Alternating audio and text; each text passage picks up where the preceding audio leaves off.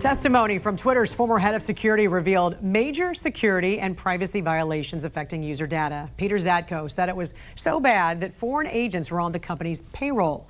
Also this morning, ride-sharing company Uber is investigating a cybersecurity incident after they said hackers breached their computer system.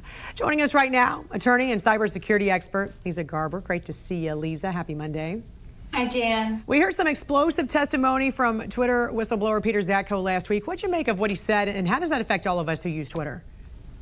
Zatko's testimony is especially terrifying right now, and to contextualize it, he is an expert. He is respected in the cybersecurity community. He's been in it for many, many years, and his testimony recently, following on the heels of his whistleblower report after his short tenure at Twitter, he stated their cybersecurity protocols are 10 years behind what they should be. And not only that, but half of Twitter's employees, about 4,000 people, have access to millions of pieces of data about regular users like you and me, and senators and celebrities, and really just showcasing that Twitter is far behind security best practices. Yeah, and he also shared more details about foreign agents. He said infiltrated Twitter's staff to collect private information about users and then try to gain some insight into Twitter operations. So how serious is this? I mean, we're not talking about just user privacy, but also national security.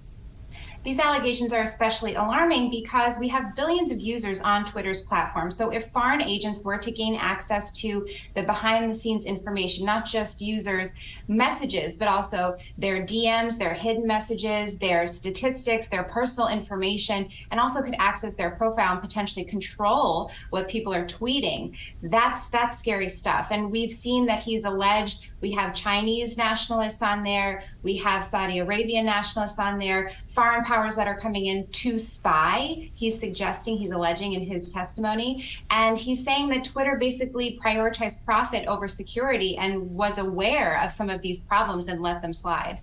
Leeza, how do you think this could also affect the case between Elon Musk and Twitter that's expected to start next month? That is the $44 billion question right now. And Musk is being allowed to bring in some of this testimony to his complaint. The judge recently stated he's allowed to amend some of the issues he's stating. But really, Twitter still has the high ground here. Even if the Twitter allegations showcase that there were these myriad problems, it still comes back to the legal basics of the case, and Musk still agreed to buy with very little due diligence. The one major sticking point could be that Twitter violated its statements to the FTC, violated a settlement order that dates back over a decade, stating that it would put in these security best practices, which it obviously did not, according to Zatko's allegations and his whistleblower report. So that might be the problem here, but otherwise, Twitter still has the high ground.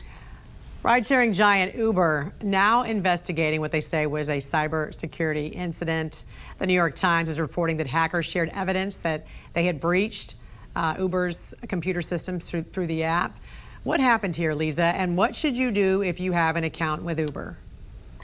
Uber right now is facing quite a bit of trouble. It looks like an 18-year-old hacker gained access to their cloud computing systems, their security systems, their internal messaging board, their Slack, and potentially could have accessed user profiles as well. Uber is being discreet about what information it's disclosing. It has said it is working with law enforcement right now, but Uber users should all be on high alert. That means not only changing your password and updating your preferences to include multi-factor authentication, but check the credit card that you have associated with your Uber account for suspicious activity, and make sure not to use a debit card for Uber or any of these ride-hailing apps, because it's very hard to get your money back from the debit card. Use a credit card and check it. Leeza Garber, great seeing you here on this Monday. We appreciate you joining us this morning. Thank you.